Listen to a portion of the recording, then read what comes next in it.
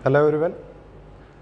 आप लोग पॉलीगन पढ़ रहे थे। पॉलीगन यानी बहुभुज। बहुभुज में आपने पढ़ा था पिछली क्लास में पेंटागन के बारे में यानी पंचभुज के बारे में, और आज हम लोग पढ़ेंगे षष्ठभुज के बारे में यानी हेक्सागन। सामने आपके लिखा गया है हेक्सागन यानी षष्ठभुज यानी 6 भुजाओं वाली आकृति। ज़्यादातर हम लोग पढ़ते हैं रेगुलर हेक्सागन। जो रेगुलर पॉलीगन मैंने पढ़ा है उसी में एक पार्ट है रेगुलर हेक्सागन। वैसे तो हेक्सागन भी पढ़ाया जाता है, लेकिन ज़्यादा आपके कोर्स में जो है जो ज़्यादा क्वेश्चन आते हैं वो रेगुलर हेक्सागन पे आते हैं। ठीक है, तो आप हेक्सागन हेडिंग लगा लीजिएगा। अब हेक्सागन के बारे में जो भी चीज़ें हैं वो हम देख लेते हैं। पहली बात 6 साइड होती हैं, तो हेक्सागन 2 तरीके से हम लोग बनाते हैं नॉर्मली। कभी कभी आप ऐसे वाला हेक्सागन बना देते हैं, 6 साइड होती हैं, 6 साइड बना दीजिए, वो हो गया हेक्सागन। ठीक है, और कभी आप ऐसे यही सीधा बना देते हैं, ये भी हेक्सागन ही है, ये बन गया हेक्सागन। 6 साइड होनी चाहिए, चाहे आप ऐसे बनाएं या ऐसे बनाएं, दोनों ही हेक्सागन है। अब आपको रेगुलर हेक्सागन अगर बनाना है तो मैंने उसकी डेफिनेशन बताई है आपको बार बार कि सभी एंगल सभी साइड बराबर होनी चाहिए। अगर ये रेगुलर हेक्सागन है तो इसकी सभी साइड आपस में इक्वल होंगी, सभी एंगल आपस में इक्वल होंगे। अच्छा, आपको ये तो बात समझ में आ ही गई होगी अब तक कि किसी भी पॉलीगन के अंतःकोणों का योगफल निकालने का फॉर्मूला क्या है, n-2 × 180। तो वहाँ से आप इसके अंतःकोणों का योगफल निकाल लेंगे। सम ऑफ इंटीरियर एंगल्स कितना हो जाएगा, सम ऑफ इंटीरियर एंगल्स कितना हो जाएगा, n-2 यानी 6 - 2 × 180 कितना आ जाएगा, 4 बचा तो कितना आएगा, 720। ये हो गया सम। और अगर हम आपसे पूछे ये रेगुलर हेक्सागन अगर हम मानते हुए चलें तो रेगुलर हेक्सागन का प्रत्येक अंतःकोण ईच इंटीरियर एंगल कितना आ जाएगा, आप पॉइंट करके लिखते चलिएगा कि षटभुज के अंतःकोणों का योगफल 720 होता है। फिर अगला पॉइंट लिखिएगा सम षटभुज यानी रेगुलर हेक्सागन, सम षटभुज रेगुलर हेक्सागन के प्रत्येक अंतःकोण का मान 720 को जब हम 6 से डिवाइड कर देंगे, यही तो होता है n-2 × 180 अपॉन n कर दीजिएगा तो कितना हो जाएगा 120। बहुत ही इंपॉर्टेंट चीज 120 डिग्री। ठीक है, ये याद रखिएगा, अभी इसका हर जगह यूज होगा।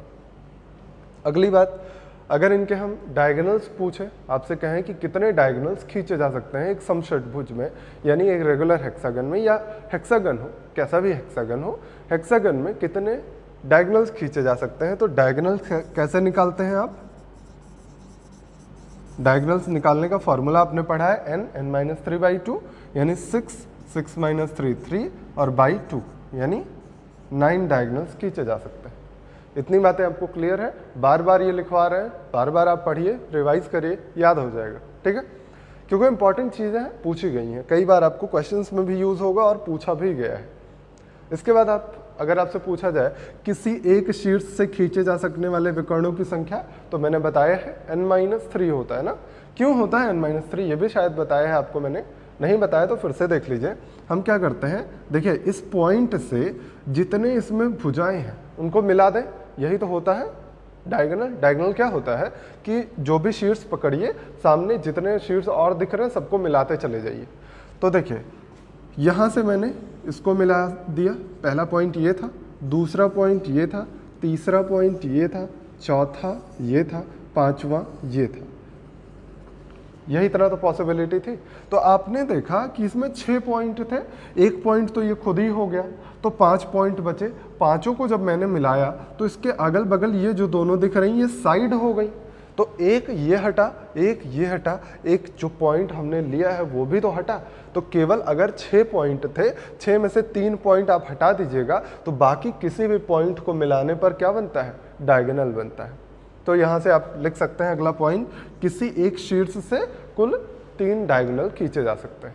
ठीक है, इतनी बात में कोई समस्या नहीं होगी।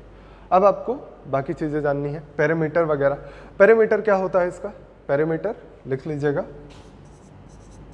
पेरीमीटर क्या होता है, हम रेगुलर हेक्सागन की बात कर रहे हैं ये सारी, केवल ये वाली चीज़ अप्लीकेबल है और ये वाली किसी भी हेक्सागन पे।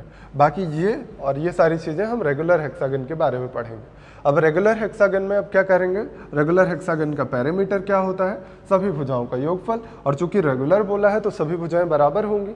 अगर हम भुजाएं ए मान लें तो क्या हो जाएगा, रेगुलर हेक्सागन का पैरामीटर 6a हो जाता है। ठीक है, बाकी की चीज़ें ये देखते हैं आगे। अगले पॉइंट पे आते हैं। हम लोग ने अब हमें क्या पढ़ना है, रेगुलर हेक्सागन के बारे में। जो भी चीज़ें पढ़ेंगे वो रेगुलर हेक्सागन के बारे में होंगी। ठीक है, अब सबसे इम्पॉर्टेंट पॉइंट क्या है कि अगर हम इसका सेंटर कहीं पे मान लें तो इस सेंटर से सभी शीर्षों को मिलाने पर ये जो बनते हैं ये सभी ट्रायंगल कॉन्ग्रुएंट होते हैं और सभी क्या होते हैं, समबाहु यानी इक्विलेटरल ट्रायंगल होते हैं। मतलब ये 2 3 4 5 6 ये 6 ट्रायंगल जो है कॉन्ग्रुएंट होंगे और सभी समबाहु होंगे यानी इक्विलेटरल होंगे। अगर इक्विलेटरल है, कॉन्ग्रुएंट है, मतलब ये जो फिगर बना हुआ है आपके सामने रेगुलर हेक्सागन, ये 6 बराबर यानी कॉन्ग्रुएंट ट्रायंगल से मिलकर बना होता है। या इसको दूसरी भाषा में अगर कहना चाहें तो आप कह सकते हैं कि 6 समान इक्विलेटरल ट्रायंगल से मिलकर बना होता है। ठीक है, अब अगर 6 इक्विलेटरल ट्रायंगल से मिलकर बना है, इक्विलेटरल ट्रायंगल है मतलब अगर इसकी साइड ए है तो ये भी ए होगा, ये भी ए, सभी ए हो जाएंगे। बात समझ रहे हैं? अच्छा, अब आपको अगर हम पूछें कि इसका डायगोनल अगर आपको दिख रहा हो, ऐसे सीधा ही तो गया है एक डायगोनल, ये मैंने फिगर थोड़ा सा गड़बड़ बना दिया था। अब देखिए यहां से एक डायगोनल पास होगा, ये जो डायगोनल आपको दिख रहा है ये इस पूरे, आपको पता है 3 डायगोनल खींचे जा सकते हैं ना, 3 डायगोनल में ये सबसे बड़ा डायगोनल है। अगर ये सबसे बड़ा डायगोनल है तो हम लिख लेते हैं कि ग्रेटर डायगोनल मतलब सबसे बड़ा डायगोनल, या लिख सकते हैं आप ग्रेटर डायगोनल, ग्रेटर डायगोनल की लंबाई, ग्रेटर डायगोनल की लंबाई क्या हो जाएगी, आपको पता है कि ये सभी समबाहु त्रिभुज है। समबाहु त्रिभुज है तो सबकी भुजाएं ए सेंटीमीटर रही होंगी। तो ये ए है, ये ए है, यानी कितना हो जाएगा 2a। ये बहुत ही इंपॉर्टेंट चीज़ें लिख रहे हैं हम आपके सामने, रट लीजिएगा क्योंकि बहुत यूजफुल चीज़ है ये। तो आपको पता चला कि ग्रेटर डायगोनल जब भी खींचा जाएगा वो कितने लंबाई का होगा, ट्वाइस ऑफ साइड। देखिए ये भी ग्रेटर डायगोनल है, ये गया है, और इसी तरह से ये भी ग्रेटर डायगोनल है। ये तीनों डायगोनल की लंबाइयां आपको क्या पता चलेंगी, 2a होती। ठीक है, अब आते हैं अगले स्मॉलर डायगोनल पे। स्मॉलर डायगोनल पे, स्मॉलर डायगोनल कहाँ से खींचते हैं, जैसे मान लीजिए इसी पॉइंट से लिया हमने, इस पॉइंट से एक डायगोनल ये खींचा, दूसरा ये खींचा, तीसरा ये, यही 3 डायगोनल तो खींचे जा सकते हैं। आपको पता है ये दोनों डायगोनल बराबर होंगे, क्यों होंगे, देखिए ये दोनों भुजाएं तो बराबर हैं, ये भी दोनों भुजाएं बराबर हैं, तो ये दोनों मिलाया गया है, देखिए सेम सिमेट्रिक फिगर बन रहा है, तो दोनों ही डायगोनल बराबर होते हैं। ये जो दोनों डायगोनल खींचे मैंने, ये दोनों आपस में बराबर होंगे। और आप इनको निकालेंगे कैसे, अभी आपने पढ़ा कि किसी भी हेक्सागन, रेगुलर हेक्सागन का प्रत्येक अंतःकोण क्या होता है, 120 डिग्री का, 120 डिग्री का होता है ना। तो आपको मैंने बार बार पढ़ाया है, अगर यहाँ पे 120 हो जाए, ये a सेंटीमीटर, ये भी a सेंटीमीटर, तो ये होता है a√3 सेंटीमीटर। अगर आपने नहीं पढ़ा हुआ है तो एक बार जल्दी से देख लीजिए, समझा देते हैं। साइन रूल लगाइएगा, बहुत इजीली आएगा। ये 120 है, ये a है, ये a है। अगर ये 120 है, ये दोनों साइड बराबर है, तो ये एंगल कितने हो जाएंगे, 30 और 30। बात समझ में आई। आपने कहा कि ये 120 है तो 180 में से घटाया 60 बचा, 60 को आप आधा आधा डिवाइड करेंगे, 30 हो जाएगा। इसके बाद आप कहेंगे कि ये 30 ये 20, हमें तीनों एंगल पता है, हम साइन रूल लगा सकते हैं, बिल्कुल लगा सकते हैं। ये साइड मान लीजिए x है तो साइन 120/x हो जाएगा। आपको साइन रूल याद होना चाहिए। साइन रूल क्या होता है, याद तो होगा नहीं, याद है तो बहुत अच्छी बात है, नहीं याद है तो बहुत बुरी बात है। आप याद करिए उसको बैठ के, ठीक है, बार बार प्रैक्टिस करिए, उस पर ज़्यादा प्रैक्टिस करिएगा तो बहुत इजीली याद हो जाएगा। तो क्या होता है साइन रूल, थीटा जिसका लिया जाता है उसी के सामने की साइड ली जाती है। तो साइन थीटा लिया, उसी के सामने की साइड। इसी तरह ये साइन 30 लिया और उसके सामने की साइड ए ले लिया। आपको पता है साइन 120 कितना होता है, 90 प्लस थीटा कर दीजिए, cos 30 आ जाएगा। cos 30 होता कितना है, √3/2 होता है। ये √3/2 रखिएगा, यहाँ x है, यहाँ कितना मिलेगा 1/2, यहाँ भी x है, 2 कैंसिल हो गया, x की वैल्यू कितनी आ गई a√3। तो अब से हमको बताना ना पड़े, कभी भी आपको अगर यहाँ 120 एंगल मिले, बगल बगल की साइड बराबर हो तो सामने वाली साइड a√3 हो जाएगी। समझ गए हैं? तो ये वाला डायगोनल कितना हो जाएगा a√3। ये भी एकदम दिमाग में सेट होना चाहिए आपके। दोनों बातें समझ में आ गई। अब आपको निकालना है एरिया। मैंने बताया आपको कि अगर कोई भी रेगुलर हेक्सागन है तो वो 6 इक्विलेटरल ट्रायंगल से मिलकर बना होता है। तो बस यही बेसिक फार्मूला है कि 6 इक्विलेटरल ट्रायंगल को मिला दीजिए। 6 इक्विलेटरल ट्रायंगल यानी 6 × √3/4 a², यही हो जाएगा एरिया। समझ गए? तो आपको एरिया अलग से नहीं याद करनी है, इक्विलेटरल ट्रायंगल का एरिया का 6 गुना कर दीजिएगा, आपका एरिया मिल जाएगा। ठीक है, अब आपको निकालना है इसका इन सेंटर और सरकम सेंटर। अगर आपसे हम पूछें सरकम सेंटर बताइए, चलिए इसे में बना देते हैं। सरकम सेंटर क्या होता है, जब सभी शीर्षों को टच करता हुआ एक सर्कल निकल जाए। सर्कल जैसा लग नहीं रहा होगा, हो सकता है अंडे जैसा, हो सकता है टेढ़े हुए पत्थर जैसा दिख रहा हो, लेकिन आप सही बनाइएगा, एक सर्कल बनाइएगा।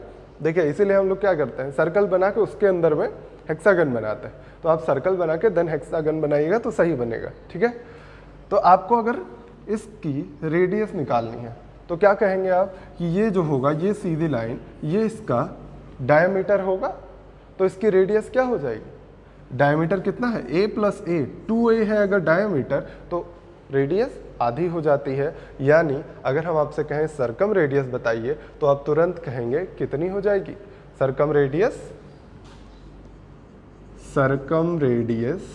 कितनी है, a के बराबर, यानी साइड के बराबर होगी।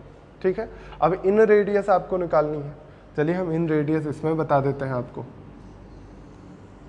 ऐसे एक सर्कल बनाया होगा आपने, सभी भुजाओं को टच करता हूँ, ये बनाया। आपने कहा कि अगर ये सेंटर है तो हम कह सकते हैं कि ये सभी, ये जो ट्रायंगल बनाया मैंने, अगर सेंटर उसको मान के बनाया तो ये क्या होगा, इक्विलेटरल ट्रायंगल। मैंने बताया अभी, अगर ये इक्विलेटरल ट्रायंगल है और आपको पता है अगर ये सेंटर है तो यही तो है इसकी रेडियस, जहाँ से ये टच करता हुआ जा रहा है ये इसका क्या है, टेंजेंट है, तो ये परपेंडिकुलर होगा। और आपको पता है कि किसी भी इक्विलेटरल ट्रायंगल में परपेंडिकुलर निकालना, उसकी हाइट निकालना, क्या होती है हाइट, √3/2a होती है। यानी अगर हम कहें इन रेडियस क्या हो जाएगी, √3/2a, मतलब इसी ट्रायंगल की ऊंचाई ही तो होगी। समझ गए? तो इतनी बातें नोट कर लीजिए, फिर आगे बढ़ते हैं। चलिए अगली चीज़ जो देखनी है वो आपको सबसे इंपॉर्टेंट चीज़ अब आपको बताने चल रहे हैं कि रेशियो मेथड। रेशियो से कैसे आप सॉल्व करते हैं हेक्सागन के क्वेश्चंस को। सबसे ज़्यादा हम लोग कोशिश करेंगे रेशियो से ही सॉल्व करें, क्योंकि सबसे इजी मेथड यही होता है। ठीक है, देखिए सबसे पहली बात तो आपको मैंने बताया कि जब भी आप कोई भी रेगुलर हेक्सागन बनाते हैं, ये सभी चीज़ें जो बात हो रही हैं ये सभी रेगुलर हेक्सागन की बातें हो रही हैं। ठीक है, तो ये कहना ना पड़े बार बार, ये सभी जो मैंने बनाया है आपके सामने 4-5 जो बना लिए हैं वो आपको समझाने के लिए पहले ही बना के रखे हैं। और ये सभी रेगुलर हेक्सागन मानिएगा, भले ही आपको ना दिख रहा हो, ना दिख रहा है चश्मा लगाइए तब भी दिखेगा, तब भी नहीं दिखेगा वो रेगुलर हेक्सागन तभी, लेकिन मानिए, माना सभी फिगर बराबर हेक्सागन, रेगुलर हेक्सागन। तो आपने कहा कि ये अगर हम बनाते हैं तो ये जितने भी ट्रायंगल बनते हैं ये सभी समबाहु होते हैं और बराबर साइज के होते हैं। अगर ये समबाहु त्रिभुज हैं तो इन सभी के एरियाज बराबर होने चाहिए। तो हमने लिख दिया कि सभी के एरिया हमने माना 1 1 1। जनरली हम लोग रेशियो मेथड में 1 ही तो मानते हैं, तो 1 हमने मान लिया सभी एरियाज।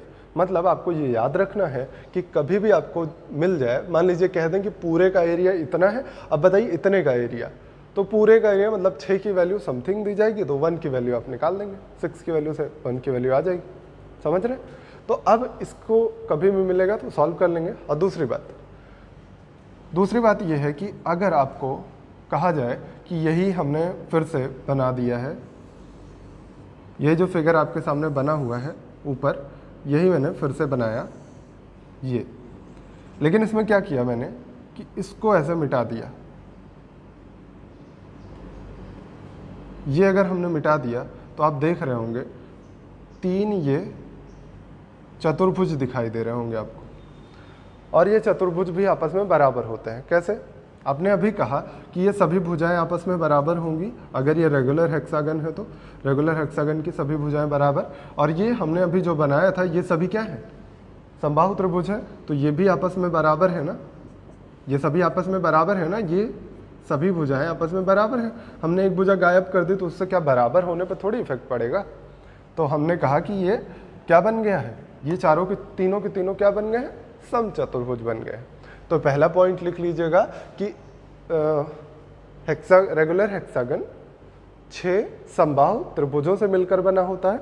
अगला पॉइंट लिखिएगा कि रेगुलर हेक्सागन 3 समचतुर्भुजों से मिलकर बना होता है। ठीक है, इसके बाद भी आपको दूसरी चीज इसी में हम बता देते हैं। जितनी चीज बता रहे हैं अभी हर चीज का यूज आएगा। आपने अगर मान लीजिए कह दिया कि हम ये वाली लाइन खींच देते हैं तो आपको पता होगा कि जब आपने समचतुर्भुज पढ़ा था तो आपने पढ़ा था विकर्ण क्या करते हैं? 2 बराबर भागों में विभाजित करते हैं, मतलब इसका भी एरिया आपस में बराबर हो जाएगा। अब मान लीजिए इसका एरिया कितना हो गया? 1 + 1 2 हो गया ना, तो ये भी पूरा 2 होगा, ये भी पूरा 2 होगा। अच्छा, मान लीजिए इसमें ऐसा ही बना दें तो ये भी 1 1 हो जाएगा ना, दोनों बराबर एरिया। और यहाँ भी अगर बना दिया मैंने तो ये भी 1 1, दोनों बराबर एरिया। ये बात समझ गए? अब इसी चीज़ को थोड़ा सा और आपको कंफ्यूज करते हैं। देखिएगा, यही फिगर मैंने फिर से यहाँ पे बना दिया है, और अब आप थोड़ा सा कंफ्यूज होइए। ये मैंने लाइन खींच दी, ये 1 1 हो गया। अगर ये 1 1 हुआ मतलब ये पूरा एरिया 2 हो गया ना, ये पूरा एरिया अगर 2 हो गया, और अभी मैंने बताया ये जो तीनों बनते हैं क्या बनते हैं? समचतुर्भुज बनते हैं, और तीनों के एरिया बराबर होते हैं। तो अगर हम चाहें तो ये कह सकते हैं ये 2 और ये 2 है ना, यहाँ तक कोई समस्या नहीं होगी। अच्छा, इसी को अब थोड़ा सा और चेंज करना चाहें, इस बार हम कह रहे हैं आपसे कि ये वाला जो आप खींच रहे थे ये वाला मत खींचिए, अब की बार हम ये वाला खींचते रहे। तो क्या ये जो 2 एरिया था पूरा, ये एक एक विभाजित हो जाएगा बराबर बराबर? क्यों? क्योंकि ये भी तो विकर्ण है, उसी समचतुर्भुज का विकर्ण है, तो बराबर बराबर विभाजित करेगा। ये आप ये कह सकते हैं कि ये जो 2 त्रिभुज बन गए वही इस वाले का, ये वाली चीज यहाँ पे रख दिया मैंने। दोनों ही तरीके से आप समझ सकते हैं, बस आपको बातें समझनी है। जो हम बता रहे हैं ये सभी अभी यूज होंगे क्वेश्चंस में, फिर से हम बताएंगे, बट अभी आप क्लियर कर लीजिए कुछ चीजें। समझ रहे हैं? तो ये 2 चीजें हो गई। अब इसके बाद अगर आपसे पूछा जाए कि यही फिगर दूसरी तरह भी बना सकते हैं, जैसे मान लीजिए ऐसे करके बना दें और यहाँ से मिला दिया और यहाँ से मिला दिया, ये भी क्या बना? डायस जैसा दिख रहा होगा ना, लूडो जो खेलते हैं आप, लेकिन वो है नहीं, ये है हेक्सागन। हेक्सागन को मैंने 3 पार्ट में विभाजित किया, इन सभी के एरियाज बराबर होते हैं। इतनी बात में मुझे लगता है कोई समस्या नहीं होगी। अब आपको मान लीजिए ऐसे बोल दें, ये हमने खींच दिया और हम कहें कि ये भी खींच दिया, ये दोनों साइड खींच दिया, तो ये एरियाज क्या आपस में बराबर होंगे या नहीं होंगे? बिल्कुल होंगे। क्यों होंगे ये भी देख लीजिए। अगर हम यहाँ पे सेंटर मानते हैं और इनको सेंटर से हम ज्वाइन कर देते हैं तो आप देख रहे होंगे कि ये ट्रायंगल बना। अगर थोड़ी देर के लिए इनको हटा दीजिए, आप अभी फिर से वही रूल पाएंगे जो अभी आपने शुरू में एकदम पढ़ा कि अगर इनको हम हटा दें और इनको ऐसे ज्वाइन कर दें तो ये सभी 6 ट्रायंगल बन जाएंगे। 6 ट्रायंगल का एरिया बराबर होगा। अगर हम 6 ट्रायंगल का एरिया 1 1 मान लेते हैं, ये सभी एरियाज 1 1 1 1 1 हो गए मान लेते हैं थोड़ी देर के लिए, तो अगर हम इसको हटा दें तो 1 + 1 ये 2 एरिया हो गया। मैंने इसको लगाया तो ये 2 ट्रायंगल बने थे, दोनों ट्रायंगल का एरिया 1 1 हो गया। अगर इसको मैंने हटा दिया, ये पूरा एरिया कितना हो गया? 2 हो गया। अगर ये पूरा एरिया 2 हो गया और इसको मैंने बीच से डिवाइड कर दिया तो 1 1 डिवाइड होगा। क्यों? क्योंकि ये फिर से क्या बना? समचतुर्भुज, और समचतुर्भुज का विकर्ण इसको 2 बराबर भागों में विभाजित करता है। बात समझ में आई? इसी तरह से इधर भी अगर इधर ये वाले पार्ट खींच दिए मैंने तो ये भी 1 1 हो जाएगा। तो इतनी बातें बहुत ही इंपॉर्टेंट थी, बहुत ही तफसील से सुकून से समझ लीजिएगा। फिर आते हैं हम क्वेश्चंस की तरफ, ठीक है। देखिए हमने पहला क्वेश्चन जो लिया है वो है कि एक रेगुलर हेक्सागन बनाया गया है, एक समषटभुज और ACE, एक समषटभुज ABCD बनाया गया है, DEF बनाया गया है, जिसमें त्रिभुज AEC और हेक्सागन के क्षेत्रफल का अनुपात निकालना है आपको। बहुत इजी काम है। अगर आपने रेशियो मेथड सीख लिया है तो आपने क्या कहा है कि हमें निकालना है ACE, मिला दिया हमने। अब अगर यहाँ पे सेंटर रहा होगा तो सेंटर से इनको ज्वाइन कर दीजिए। इनको अगर हमने सेंटर से ज्वाइन कर दिया, अब आपको दिख रहा होगा जो फिगर अभी जस्ट पहले पढ़ा के आए हैं वही चीज़ तो है। मैंने क्या बताया था कि ये सभी आपस में बराबर होते हैं। पहली बात तो ये याद होगा हमेशा ही कि ABC और ये O मान लीजिए, ये जो बन रहा है ये समचतुर्भुज है, फिर ये जो बन रहा है ये भी समचतुर्भुज है, और ये तीसरा वाला भी, मतलब 3 समचतुर्भुज से मिलकर बना है। तीन समचतुर्भुज बने थे और इनके विकर्ण खींच दिए तो इनको 2 2 पार्ट में डिवाइड कर दिया उन्होंने, तो क्या हो गया 1 1 1 1 सभी रेशियोज हो गए। अब आपसे पूछा गया है ACE का क्षेत्रफल 1 2 3 हो गया, बटे में पूरे का क्षेत्रफल कितना होगा 2 2 4 2 6, तो कितना आएगा रेशियो 1:2 आपका आंसर हो। अब यही क्वेश्चन दूसरी बार जब आया था तो उसमें पूछा गया था कि यदि एक समषटभुज यानी रेगुलर हेक्सागन की प्रत्येक भुजा 4 सेंटीमीटर है, तो बताइए ACE का क्षेत्रफल क्या हो जाएगा। यही पूछ लिया गया, यही क्वेश्चन सेम कि एक समषटभुज ABCDE की प्रत्येक भुजा 4 सेंटीमीटर है, तो बताइए त्रिभुज ACE का क्षेत्रफल क्या होगा।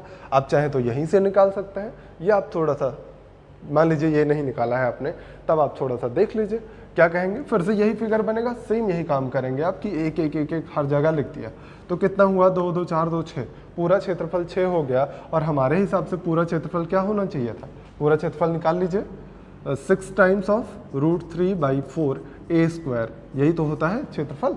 तो कितना हो जाएगा 4 से काट दीजिए 24√3 आएगा। अगर ये 4 सेंटीमीटर भुजा है तो 24√3 हो गया।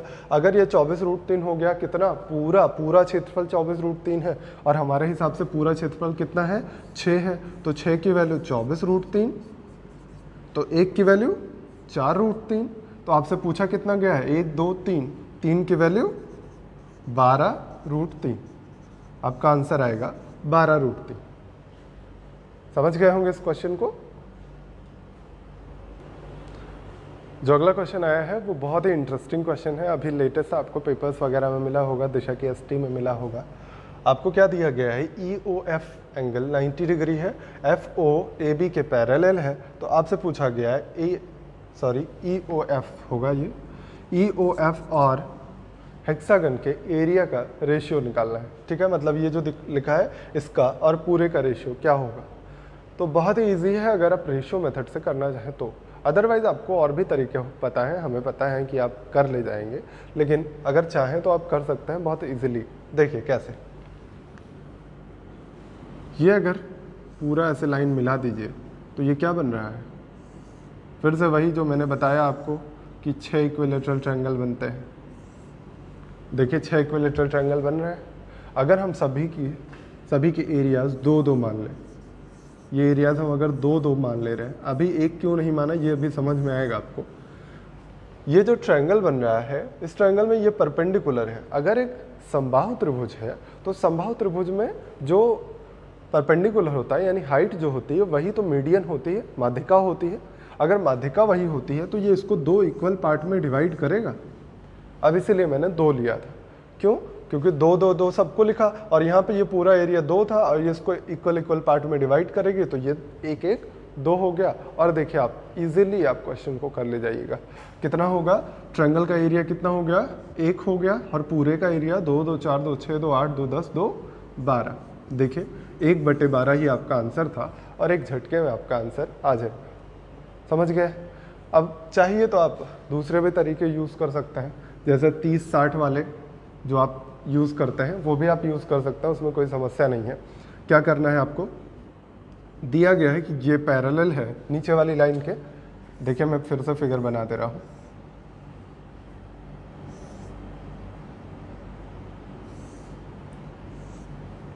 देखिए ये कहा गया है कि ये जो लाइन है यहाँ पे ओ पॉइंट है, ये 90 डिग्री है और ये पैरेलल है दोनों, ये दोनों पैरेलल है और ये समषटभुज है, रेगुलर हेक्सागन है। तो क्या कहेंगे आप, ये अगर 120 होगा तो ये कितना हो जाएगा, कितना हो जाएगा? आपको पता है ना, दो पैरेलल लाइन में अगर एक ट्रांसवर्स लाइन कट कर रही तो ये थीटा होगा, तो ये 180 माइनस थीटा होता है ना, ये थीटा होता है, पता है ना। तो अब ये 180 माइनस थीटा होगा तो 180 में से 120 घटा दीजिएगा तो कितना आएगा, 60। ये एंगल 60 हो गया और आपको पता है रेगुलर हेक्सागन है तो ये पूरा एंगल भी कितना रहा होगा, 120 रहा होगा। 120 में से 60 घटा दीजिए तो कितना मिल जाएगा, 60 मिल जाएगा। इसका मतलब ये 60 हो गया, ये 90, तो ये कितना हो जाएगा, 30 हो जाएगा। अगर आपने इसकी भुजा 1 मान ली, 1 मत मान लीजिए, 2 मान लीजिए, आसान हो जाएगा। 2 मानने पे क्या फ़ायदा हो जाएगा कि आपको पता है 30 60 90 वाला तरीका, 30 60 90 में 90 के सामने 2, 30 के सामने 1, 60 के सामने √3, यही रेशियो होता है। तो इसलिए हम डायरेक्टली रेशियो ही मान लेते हैं। ये 2 है तो ये कितना हो जाएगा, 1 हो जाएगा और 60 के सामने ये √3 हो जाएगा। अब रेशियो निकाल लीजिए, त्रिभुज का क्षेत्रफल कितना हो जाता है, 1/2 हाइट इंटू बेस, हाइट है √3, बेस है 1 अपॉन हेक्सागन का एरिया। हेक्सागन का एरिया क्या होता है, 6 times of √3/4 a square, a यानी 2 का स्क्वायर। देखिए हमने साइड क्या माना है, 2 माना है। तो अब इसको कैंसिल कर लीजिए, बस आपका आंसर आ जाएगा।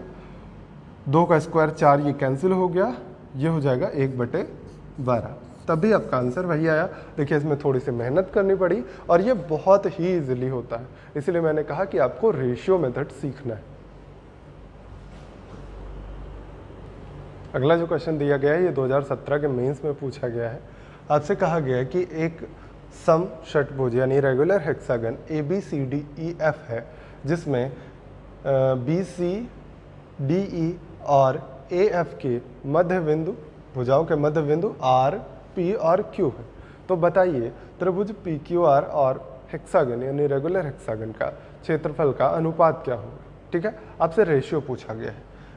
अब फिर से हम कहेंगे आपसे रेशियो ही लगाइए, बहुत ही आसान होगा। रेशियो लगाने से फ़ायदा क्या होता है कि आपको फॉर्मूला कम यूज़ करना पड़ता है। ठीक है, तो अगर आपसे हम कहें बताइए, थोड़ी देर के लिए हम दूसरा फिगर बना देते हैं, ये अभी थोड़ा सा कचर पचर हो जाएगी तो आप कंफ्यूज हो जाएंगे। मान के चलिएगा कि ये रेगुलर हेक्सागन है, भले आपको दिखे या ना दिखे ये रेगुलर मतलब होता है सभी भुजाएं बराबर। हो सकता है ना दिख रही हो आपको सभी भुजाएं बराबर, फिर भी माना कि सभी फिगर सब रेगुलर हेक्सागन। तो अगर ये रेगुलर हेक्सागन है और हम ये मिड पॉइंट्स को मिला देते हैं। अच्छा पहले ये बताइए ये वाली लाइन कितनी लंबी होगी, इसकी लंबाई आप निकाल सकते हैं। अगर इसकी भुजा कुछ होगी, मान लो ए भुजा है तो ये 2a होगा ना, होगा ना, क्योंकि आपने अभी पढ़ा कि सबसे बड़ा वाला डायगोनल 2a साइड का होता है, डबल होता है। अब ये अगर मिड पॉइंट है तो आपको याद आना चाहिए, अभी मैंने थोड़े दिन पहले पढ़ाया था आपको क्वाड्रिलेटरल, वहाँ पे मैंने ट्रेपीजियम पढ़ाया था। ट्रेपीजियम में बताया था मैंने कि अगर ये मिड पॉइंट है तो क्या होता है, इन दोनों के योगफल का आधा होता है, यानी 3a/2 हो जाएगा, ये हो जाएगा ना। यानी अगर हम यहाँ पे थोड़ा सा इमेजिन कर लें, एक लाइन है और हम इसकी साइड को 2 मान ले रहे हैं, अपने पास से आप मान लीजिए, क्योंकि रेशियो निकालना है, रेशियो में आप आज़ाद हैं, कुछ भी मान सकते हैं। ठीक है, तो हमने यहाँ पे 2 मान लिया, अगर 1 मानिएगा तो देखिए नुकसान होगा आपका, 1 और 2, 3/2 1.5 आ जाएगा, 1.5 आ जाएगा। तो इसलिए मैंने 2 मान लिया है। यहाँ 2 माना तो ये 2 + 2, ये पूरी लाइन क्या हो जाएगी, 4, ये पूरी लाइन 4 हो गई, ये 4, ये 2, 6, 6 का आधा 3, ये देखिए साइड आ गई 3, आ गई ना। इसी तरह से आप चाहे जो साइड चाहे निकाल सकते हैं। देखिए अगर ये वाली लाइन हम खींच देंगे, सेम यही प्रोसेस होगा, इसकी भी लंबाई 3 आएगी, और ये वाली लाइन अगर हम खींच देंगे तो ये भी 3 आ जाएगी। समझ में आया? तो आप देख रहे हैं कि ये एक ट्रायंगल बन रहा है, कैसा, इक्विलेटरल ट्रायंगल। तो अब एरिया निकाल दीजिए, ट्रायंगल PQR का एरिया अपॉन हेक्सागन का एरिया। रेगुलर हेक्सागन है, रेगुलर हेक्सागन का एरिया। तो क्या हो जाएगा, √3/4 ए स्क्वायर यानी 3 का square upon 6 times of √3/4 A square यानी 2 का स्क्वायर। कैंसिल कर लीजिए, ये कैंसिल हुआ और √3 से √3 कैंसिल हो गया, तो कितना हो जाएगा, 3 से ये भी कैंसिल होगा, तो 3 आ जाएगा यहाँ पे और 8 आ जाएगा, 3/8। ये बात समझ में आई। अब इसी क्वेश्चन को अगर हम चाहें तो 2-3 तरीके से पूछ सकते हैं आपसे। देखिए एक छोटा सा ट्विस्ट ला रहे हैं बस, देखिए आपने भी जो देखा उसी क्वेश्चन को हम थोड़ा सा मॉडिफाई कर रहे हैं और कुछ नहीं। क्या कहा मैंने पिछले क्वेश्चन में कि आप अगर इन तीनों को मिड पॉइंट्स को मिलाते हैं तो रेशियो निकाला भी आपने। हम कहते हैं मिड पॉइंट्स को तो मिलाइए ही, अब एक और ट्रायंगल हम बनाते हैं। ये देखिए, ये एक ट्रायंगल बनाया, अगर हम इसको नाम दे देते हैं ABCDEF और इसको मान लीजिए PQR, आपने पिछले क्वेश्चन में माना ही था। तो अब हम पूछ सकते हैं आपसे ACE और PQR का एरिया का रेशियो क्या हो जाएगा, तब भी आपको निकालना पड़ेगा, तब भी बहुत ही इजीली आएगा। देखिएगा सबसे आसान तरीका हम आपको बताते हैं, इसमें आप रेशियो मत लगाइए तो बेहतर होगा, आएगा उससे भी। देखिए जो तरीका जहाँ पे इजीली सेट हो जाए वहाँ पे यूज़ किया करिए। देखिए क्या हो रहा है कि ये जो आपने बनाया है सर्कल, इसके बारे में तो अभी आपने देखा कि ये 1:1 का रेशियो बना के किया जाता है, लेकिन ये जो आपने बनाया है ये वाला, इसमें रेशियो आपने नहीं बनाया। तो हम कोशिश करेंगे अगर ये वाला बिना रेशियो के किया है तो ये भी बिना रेशियो के निकालने की कोशिश करते हैं। कैसे करेंगे, देखिए ये साइड बराबर होगी, ये 120 का एंगल होगा, तो ये क्या होगा, छोटा वाला डायगोनल A√3 ही तो होगा, ये तो होगा ना, ये A√3, ये A√3, ये A√3, तो ये कैसा ट्रायंगल बना, समबाहु त्रिभुज बना, इक्विलेटरल ट्रायंगल। तो आप क्या कहेंगे कि इसका क्षेत्रफल और ये जो PQR बनाया है इसके क्षेत्रफल का अनुपात निकालना है, तो बहुत इजीली निकल जाएगा। इसकी साइड आपने अभी निकाली थी 3, 3, 3, जब इसकी साइड 2 मानी थी, है ना। अगर ये 2 है, ये 2 है, तो ये पूरी साइड क्या हो जाएगी, इस त्रिभुज की साइड क्या हो जाएगी, 2√3 हो जाएगी ना, A√3 होता है तो 2√3 हो जाएगी। अब आप कहेंगे कि त्रिभुज PQR का क्षेत्रफल और त्रिभुज ACE का क्षेत्रफल, तो क्या हो जाएगा, ये √3/4 ए स्क्वायर, ए कितना हो जाएगा 3, 3 का स्क्वायर और √3/4 ए स्क्वायर यानी कितना है 2√3 ना। डायगोनल पता है ना, छोटा वाला डायगोनल A√3 होता है, तो ये अगर 2 माना है तो 2√3 हो जाएगा। बस यहाँ पे वैल्यू सॉल्व करनी है, ये पूरा कैंसिल हो जाएगा। 2 यहाँ पे 2 का स्क्वायर बचा 4, यहाँ 3 और यहाँ 3 का स्क्वायर 9, तो ये कितना आ जाएगा 3:4। तो इस तरह से कई तरह से ये क्वेश्चन सॉल्व हो सकता है, या इसी क्वेश्चन को कई तरह से पूछा भी जा सकता है, कई तरह से फिगर बन सकता है। तो चलिए अगले क्वेश्चन की तरफ बढ़ते हैं, इसको समझ लीजिएगा आप। बहुत इंटरेस्टिंग सा अगला क्वेश्चन है। फिगर आपको नहीं दिया गया था, फिगर मैंने पहले बना लिया है क्योंकि आपको पता है बहुत अच्छी आर्ट है मेरी। लिखिए, 1 सेंटीमीटर त्रिज्या वाले वृत्त को 6 बराबर भागों में बांटने पर प्राप्त जीवाओं को बढ़ाने पर वृत्त के बाहर बने समबाहु त्रिभुजों का कुल क्षेत्रफल क्या होगा। कहा गया 1 सेंटीमीटर त्रिज्या है और उसको 6 बराबर भागों में बांटा गया है, मतलब ये अगर सेंटर मान लें तो ये पहला पार्ट है, ये दूसरा, तीसरा, चौथा, पांचवा और छठा, ये 6 बराबर भागों में विभाजित किया गया इसको। और उसके बाद जो जीवाएं बनी हैं ये, इनको बढ़ाया गया आगे और ये बढ़ा के ट्रायंगल बनाया गया। अब ये थोड़ा सा लटक गया है, ये जीवा बढ़ाई गई है, ठीक है। बाकी में देखिए अब सीधी लाइन गई है। बहुत ही मेहनत के बाद ये फिगर बना है, इससे ज़्यादा उम्मीद मत करिएगा अच्छा बनाने का। आप जैसा मैंने बोला वैसा बनाइएगा। क्वेश्चन में जो दिया गया है, एक सर्कल है, 6 पार्ट में डिवाइड किया, उसके बाद 2 बिंदुओं को मिलाया तो जीवा बनी, जीवा को आगे पीछे बढ़ा दिया। देखिए ये आगे पीछे बढ़ाया और सभी मिलके सर्कल के बाहर ये समबाहु त्रिभुज बना रहे हैं। कहा गया है कि इन सभी समबाहु त्रिभुजों का क्षेत्रफल बता दीजिए। और दूसरा क्वेश्चन क्या है कि ये जितने समबाहु त्रिभुज बने हैं सबका क्षेत्रफल बता दीजिए। तो बहुत ही आसान है निकालना। पहली बात तो ये अगर बराबर है तो इन सभी का एरिया बराबर होगा, ये सभी बराबर होगा। अगर ये सभी बराबर हैं, आपको पता है कि ये साइड क्या है, ये साइड अगर ए है तो इसकी भी साइड ए हो जाएगी, क्योंकि ये भी बाहर भी क्या बना है, समबाहु त्रिभुज बना है। तो अगर ये ए साइड है तो इसकी भी साइड ए हो गई, यानी जो क्षेत्रफल इसका है वही क्षेत्रफल इन समबाहु त्रिभुजों का भी होगा। तो अब जो भी पूछा गया है वो बता सकते हैं आप। पहली बात तो आपको दिया गया था वृत्त की त्रिज्या 1 सेंटीमीटर है। वृत्त की त्रिज्या क्या है?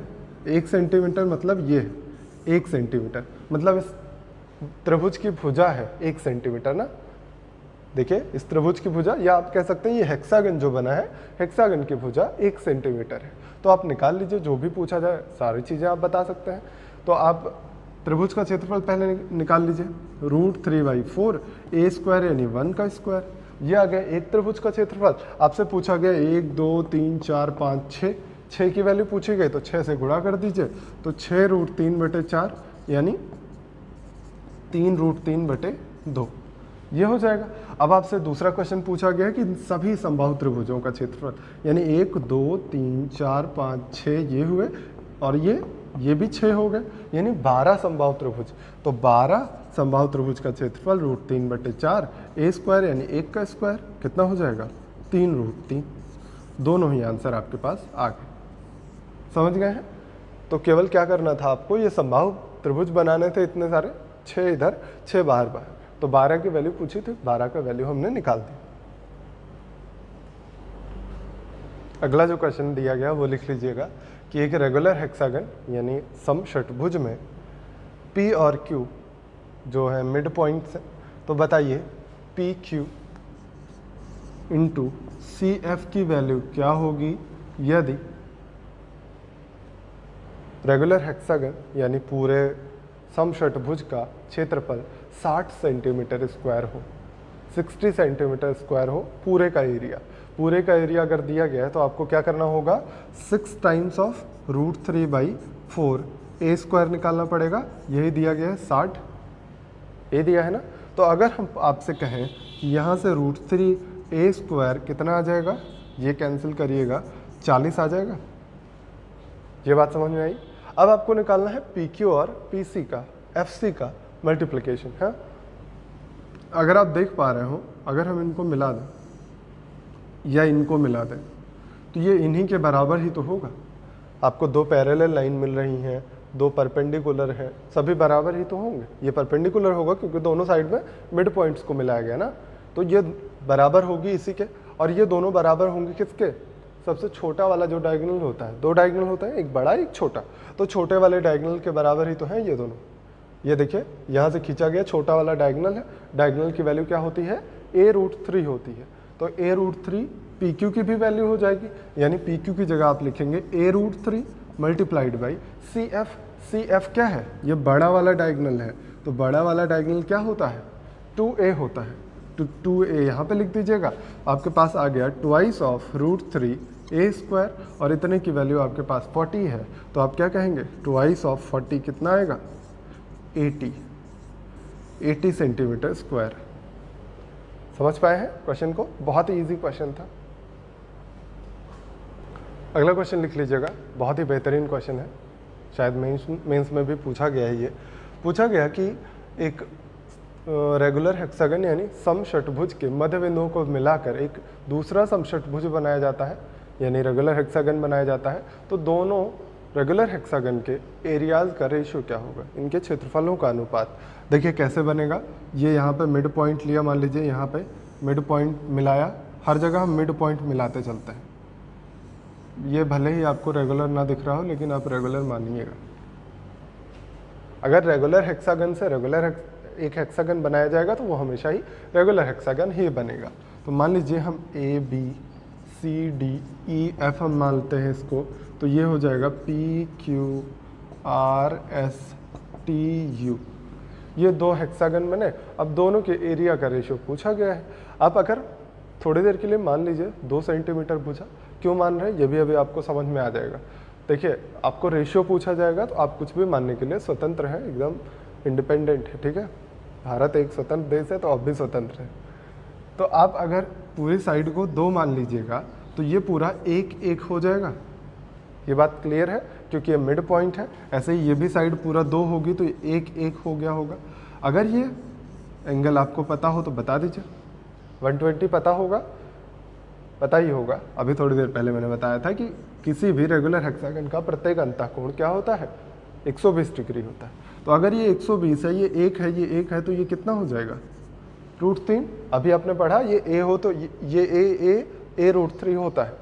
तो हमने माना ये पूरी साइड 2 थी, तो ये 1 1 हो गया, 1 1 से ये √3 हो गया। अगर ये √3 मिल गया तो ये हर जगह √3 हो जाएगा, मतलब इसकी सभी भुजाएं √3 हो जाएंगे। अब दोनों के एरिया का रेशियो निकाल लीजिए। पहले छोटे अंदर वाले का एरिया लिखते हैं हम, 6 टाइम्स ऑफ √3/4 a² यानी √3 का स्क्वायर अपॉन 6 टाइम्स ऑफ √3/4 इनका स्क्वायर। इनकी साइड कितनी है, 2 है, तो कितना हो जाएगा 3/4। ये पूरा कैंसिल हो जाएगा, √3 का स्क्वायर 3, 2 का स्क्वायर 4। समझ गए। अब इसी पे बेस्ड, सेम क्वेश्चन पे बेस्ड एक और क्वेश्चन लेते हैं जिसमें आपसे कहा गया इनफाइनाइट हेक्सागन बनाते हैं। ठीक है, अगला क्वेश्चन जो दिया गया है ये देखिएगा, आपके सामने लिखा गया एक षटभुज बनाया है मैंने, वो ध्यान मत दीजिए, पहले क्वेश्चन लिख लीजिए कि ये भी मेंस में आया हुआ क्वेश्चन है। ठीक है, तो इसमें लिख लीजिएगा कि एक समषटभुज के भुजाओं के मध्य बिंदुओं को मिलाकर एक दूसरा समषटभुज बनाया जाता है तथा इस नए समषटभुज के मध्य बिंदुओं को मिलाकर, भुजाओं के मध्य बिंदुओं को मिलाकर एक नया समषटभुज बनाया जाता है और यही प्रक्रिया अनंत बार दोहराई जाती है। तो बताइए कि सभी समषटभुजों के क्षेत्रफलों का योगफल क्या होगा यदि मूल समषटभुज की प्रत्येक भुजा 12 सेंटीमीटर हो। मतलब ये भुजा आपको दिया गया है 12 सेंटीमीटर है, फिर आपसे कहा गया कि इनके मिड पॉइंट्स को ज्वाइन करिए और ये जो नया समषटभुज बना है, समषटभुज मतलब रेगुलर हेक्सागन, ये नया रेगुलर हेक्सागन बना, इसी तरह से फिर इनके भी मिड पॉइंट्स को ज्वाइन करिए, फिर नया रेगुलर हेक्सागन बनेगा और ये बना। अब इनके भी मिड पॉइंट्स को ज्वाइन करिए तो फिर नया रेगुलर हेक्सागन बनेगा। ऐसे ही आप बनाते रहिए इनफाइनाइट टाइम्स तक। चलिए हम बनाते रहते हैं इनफाइनाइट टाइम्स तक, ऐसे बनाते रहें, आप देखते रहिए पागल हो जाएंगे आप, बना भी नहीं पाएंगे, पता नहीं कब तक बनता रहेगा। ऐसा ही कुछ फिगर बनने वाला है। तो आपसे कहा गया है कि आपने अभी सीरीज़ वगैरह पढ़ी है ना, नहीं पढ़ी है तो जाके देखिएगा, नंबर सिस्टम में मैंने पढ़ाए हुए हैं सीरीज़ के बारे में। तो सीरीज़ का फॉर्मूला यहाँ पे यूज़ होना है। सबसे पहले आपसे जो कहा गया है कि सभी जो रेगुलर हेक्सागन बनेंगे उनके एरियाज़ का रेशियो निकालना, सॉरी योगफल निकालना है, सम निकालना है। तो पहले हम इनके भुजाओं को देख लेते हैं। पहले वाले की भुजा हो गई 12, दूसरे वाले की भुजा क्या हो जाएगी, अगर ये पूरी 12 साइड है, ये मिड पॉइंट है तो ये 6 हो जाएगा, इसी तरह ये भी 6 हो जाएगा, है ना। अगर ये 6 है, ये 6 है, ये 160 डिग्री का, सॉरी 120 डिग्री का एंगल है, तो ये a√3 होता है ना, तो अगली वाली भुजा क्या हो जाएगी 6√3। ऐसे ही अब आगे बढ़िएगा तो और भी भुजाएं आएंगी। अगर अब ये 6√3 हो गया तो ये 3√3 होगा, 3√3 होगा। फिर यहाँ पे 120 एंगल है तो a√3 होगा, यानी अगला 9 आ जाएगा। ऐसे ही आता रहेगा आगे। तो हम इनको इनफाइनाइट तक ऐसे दिखा देते हैं। ये भुजाएं हैं, ये हैं साइड्स। अब हम क्या निकाल रहे हैं, इनके एरियाज निकाल लेते हैं। तो 12 पे एरिया बता दीजिए कितना हो जाएगा, 6√3/4 a², यही तो होता है। ऐसे ही अगला भी 6√3/4 a² यानी 6√3 का स्क्वायर। बाकी आप समझ लेंगे, समझ गया ना इतनी बात। अब यहाँ पे थोड़ा सा कैंसिल वगैरह कर लीजिए, थोड़ा इजी बना लीजिए इसको। क्या करेंगे, 12 का स्क्वायर 144, 144 को 4 से डिवाइड करिएगा तो 6 गुणे 4 से डिवाइड करिएगा तो 4 छक 24, 36 आएगा ना, ये √3। और दूसरा वाला यहाँ क्या आ जाएगा, 36 गुणे 3 आ जाएगा ना, तो 4 9 36, 6 गुणे 9 गुणे 3, ऐसा ही कुछ आने वाला है इनफाइनाइट टर्म्स तक। अगर आप देख पा रहे हो तो ये 36 गुणे 6 है और ये 6 गुणे 9 गुणे 3 है। मतलब अगर ये 36 गुणे 6 216 है, और ये अगर देखिए 9 3 27, इसको थोड़ा सा अगर ब्रेक करिए तो आपको दिखना शुरू हो जाएगा। 36 को आप लिख दीजिए 9 चौक 36, देखिए 6 9 4। अब देखिए दिखना शुरू होगा, ये 6 गुणे 9 है, 6 गुणे 9 दोनों जगह है, √3 दोनों जगह है, ये 4 से 3 हो जा रहा है। मतलब अब इस चीज़ को आप ऐसे समझ लीजिए कि इसमें कुछ ऐसा गुणा होगा तो यहाँ पे आएगा, ये जीपी सीरीज बनेगी। ये बात क्लियर हो रही होगी, नहीं हो रही है तो आप इस वाले का भी निकाल लीजिएगा। 6 √3/4 a² 9 का स्क्वायर 81।